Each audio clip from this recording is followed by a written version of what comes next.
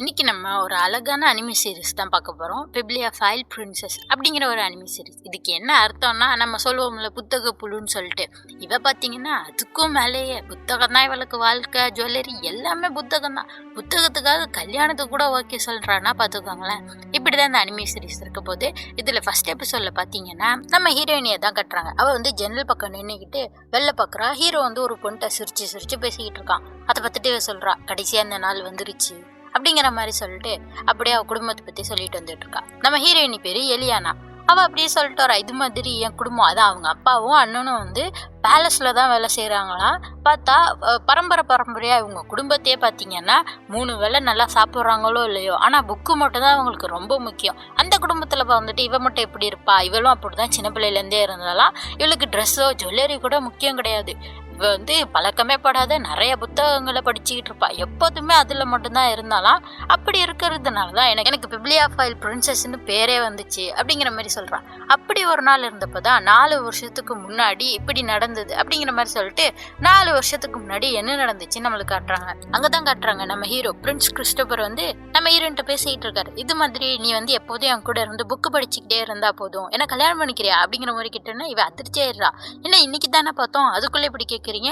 அதோட என் குடும்பம் வந்து மித்த குடும்பத்தை விட கொஞ்சம் கீழே தான், லோ கிளாஸ்ல தான் இருக்காங்க. நோபல்ஸ் தான் இவங்களும், ஆனாலும் அவங்களுக்கும் கீழே இருக்கும். எப்படி அது வந்து உங்களுக்கு செட் ஆகும், நீங்க அடுத்த அரசராக போறவர் அப்படிங்கிற மாதிரி சொன்னா இவன் சொல்றான், ஆமா அது ஒரு ரீசன் தான், பொலிட்டிக்கல் விஷயமா அதுக்கும் இது வந்து யூஸ் ஆகும் நம்ம மேரேஜ். அதோட எங்க அம்மா கூட இருக்கவங்க எல்லாரும் சீக்கிரம் கல்யாணம் பண்றதுக்கு பொண்ணை பாரு அப்படின்னு சொல்லிக்கிட்டே இருக்கிறாங்க. அதனாலதான் கேட்கறேன்.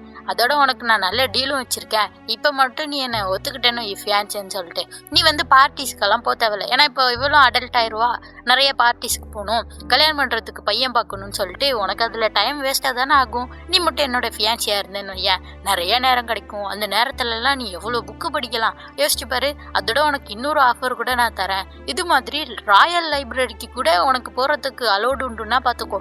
அப்படின்னா இந்த ராயல் லைப்ரரியில் பார்த்தீங்கன்னா சில பேருக்கு மட்டும்தான் பர்மிஷன் உண்டு போகிறதுக்கு. அது இந்த ராயல் குடும்பத்தை சேர்ந்தவங்க மட்டும் தான் போக முடியும். இப்போ மட்டும் உன்னால் போய் படிக்க முடிஞ்சா அவ யோசிச்சுட்டு இருக்காங்க. அவ்வளோ புத்தகம் இருக்கும், ஏதாவது இவ படிக்காத புத்தகம் இருக்கும். இந்த ஃபேமிலியை பற்றி, இந்த ராயல் குடும்பத்தை பற்றிலாம் நிறைய விஷயங்கள் இருக்கும். எல்லாத்தையுமே எனக்கு படிக்கணும்னு ஆசையாக இருக்கு அப்படின்னு சொல்லிட்டு அவன் மூஞ்ச பார்த்தாவே தெரியுது அவ்வளோ ஆசையாக இருக்கான்னு சொல்லிட்டு. ஹீரோ அதை பார்த்தோன்னே அப்போ சரி டீல் ஓகே தானே.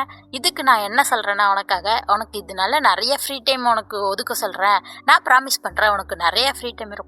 அப்போ எப்போதுமே நீ அங்கே போய் படிக்கலாம், உனக்கு தேவையான புக்கை எடுத்துட்டு வரலாம் அப்படிங்கிற மாதிரிலாம் சொல்லிட்டு அந்த லைப்ரரிக்கு தான் கூட்டிட்டு வந்திருக்கான். இலியானாவும் அந்த லைப்ரரிக்கு வந்தோடனே ஒரு புத்தகத்தை எடுத்து பார்க்க ஆரம்பிச்சிட்டா. ஹீரோ பார்த்துட்டு சரி வா, இதான் என்னோட ஆஃபீஸ், நீ எப்போ வேணா இங்கே உட்காந்து படிக்கலாம், உன்னை யாருமே தொல்லை பண்ண மாட்டாங்க, இதுவும் வீடு மாதிரி தான், என்னோட ஃபியான்ஸே இல்லை நீ அப்படிங்கிற மாதிரிலாம் சொன்னோன்னே அவள் பார்க்குறா, நான் வந்து ஒரு போலியான ஃபியான்ஸே தானே, ஏன்னா இது ஒரு டீல், ஒரு கான்ட்ராக்ட் மாதிரி தானே, அவனுக்கு ஏதாச்சும் ஒரு பொண்ணை பிடிச்சிட்டேன் எப்படியும் இவ வந்து போய் தானே ஆகணும் அப்படிங்கிற மாதிரி தான் இவ வச்சுட்டு இருக்கா. நான் ஒரு போலியான ஃபியான்ஸே, என்கிட்ட இவ்வளோ இறக்கமா இருக்காங்களேன்னு சொல்லிட்டு இருக்கிற நேரத்துக்குள்ள என்னால படிக்க முடியற அளவுக்கு எல்லா புத்தகத்தையும் நான் படிச்சிருன்னு சொல்லிட்டு இவ பாட்டுக்கு ஒவ்வொரு புத்தகமா எடுத்து படிச்சுக்கிட்டே இருக்கா.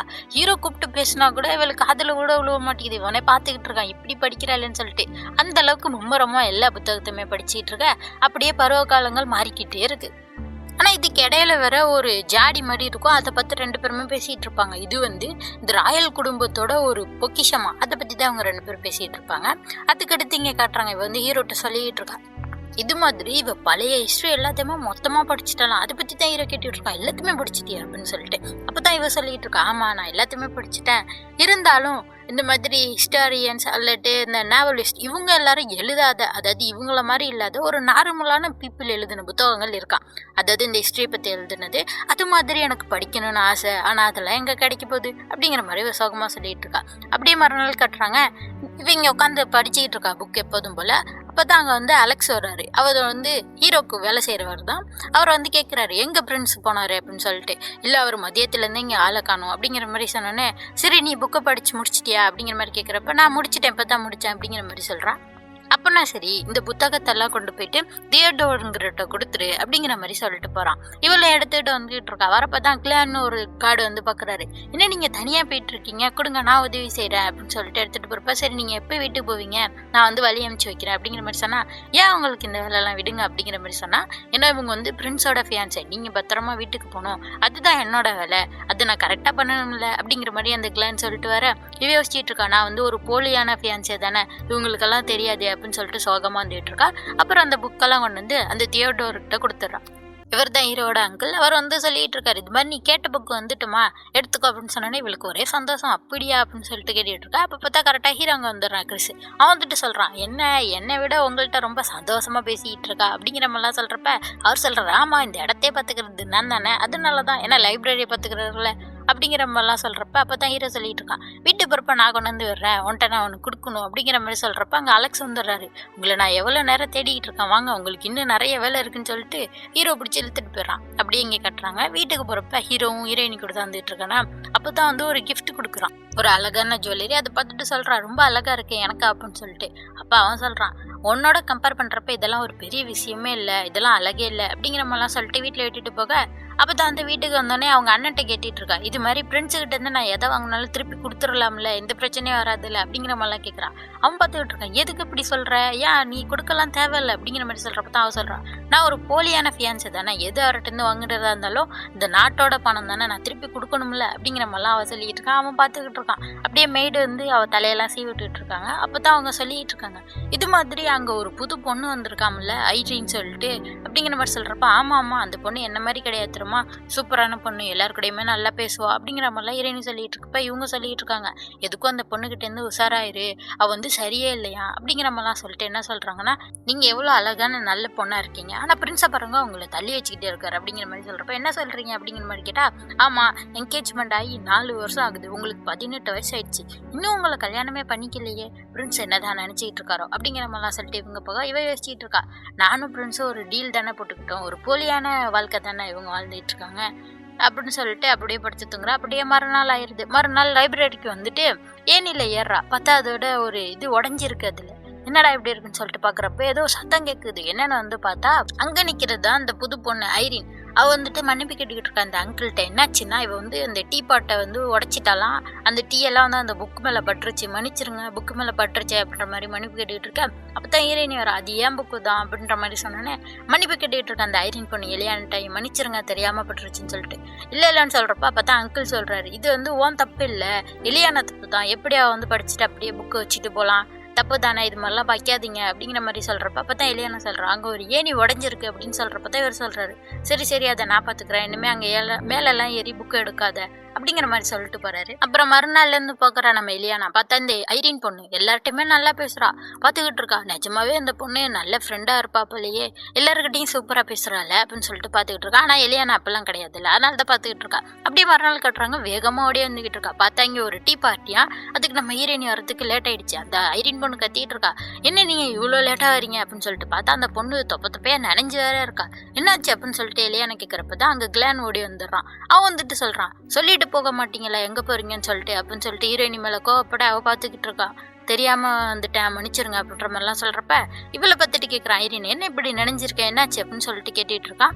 சரி வா நான் வந்து உன்னை ரூமுக்கு கூட்டு போகிறேன்னு சொல்லிட்டு போகிறப்ப இதில் எலியானாட்ட என்ன சொல்லிட்டு போகிறான்னா, எப்போதுமே இவன் தான் எலியானா வந்து வீட்டில் கொண்டு வந்து விடுவான், இப்போ என்னால் வர முடியாது, அதனால நான் வந்து வேற ஒரு கார்டு பார்த்துருக்கேன், அவர் வந்து உங்களை வீட்டுக்கு கூட்டு போவார் அப்படிங்கிற மாதிரி சொல்லிட்டு இந்த பொண்ணை வந்தோன்னு எல்லாருமே இப்படி மாறிடுறாங்க. இவன் வந்து இந்த பொண்ணை கூட்டிகிட்டு போகிறானா. அப்போ தான் அங்கே ஒரு கார்டு சொல்லியிருப்பாரு, இது மாதிரி அந்த ரோஸ் தோட்டத்தில் இருந்த பைப்பு உடஞ்சிருச்சான், தண்ணி பைப்பு, அதனால தான் அவள் அப்படி நினச்சி போயிருக்கா. இப்போ மறுநாள்லேருந்து பார்த்தா கொஞ்ச நாளாக பிரின்ஸ் வந்து அந்த பக்கமே வர்றதில்ல, ஆஃபீஸ் பக்கமே, அதையும் பார்த்துக்கிட்டு இருக்கா. என்னடா பிரின்ஸை காணுமேன்னு சொல்லிட்டு. அதே மாதிரி லைப்ரரிக்கு போனால் அந்த ராயல் லைப்ரரி உள்ளே விட மாட்டாங்க, உள்ளே வராதிங்க, இங்கே நிறைய பேர் இருக்கிறாங்க, வர வேணாம் அப்படிங்கிற மாதிரி சொல்கிறாங்க. சரி நான் புக்கையாச்சும் உள்ள வைக்கிறேன்னு சொன்னால் அது கூட வேணாம் நானே வச்சுப்பா அப்படிங்கிற மாதிரி அவர் சொல்கிறாரு. அப்போ தான் அங்கிள் வந்து சொல்கிறாரு, இல்லையாண்ணா இது மாதிரி கொஞ்ச நாளுக்கு இந்த லைப்ரரிக்குள்ளே உன்னால் வர முடியாது அப்படிங்கிற மாதிரி சொல்கிறாங்க. இவளுக்கா ஒரே அதிர்ச்சி ஆயிடுத்து, என்ன பண்ணுறது சேன்னு சொல்லிட்டு சோகமாக அங்கே நடந்து வந்துக்கிட்டு இருக்கா. அங்கே தான் பார்த்தா அலெக்ஸும் கிளான்னு நிற்கிறாங்க. வந்துட்டு பேசுகிறா, ஏதாச்சும் உங்களுக்கு உதவி செய்யணுமா அப்படின்னு சொல்லிட்டு. அவங்க வந்து அதெல்லாம் ஒன்றும் செய்ய வேணாம் அப்படின்னு சொல்லிட்டு இந்த கிளான் என்ன சொல்கிறான்னா, இது மாதிரி கொஞ்ச நாளுக்கு என்னால் அவங்கள வீட்டுக்கு கொண்டு வந்து விட முடியாது, வேற ஒரு கார்டு வருவார், அது வரைக்கும் நீங்கள் அவர் கூடயே போய்க்கோங்க. சரி நாங்கள் போகிறோன்னு சொல்லிட்டு அவங்களும் போகிறாங்க. இப்படி எல்லாருமே மாறிக்கிட்டு இருக்காங்க. இப்போ வந்து தனியாக கார்டனில் தான் உட்காந்து பார்த்துக்கிட்டு இருக்கா.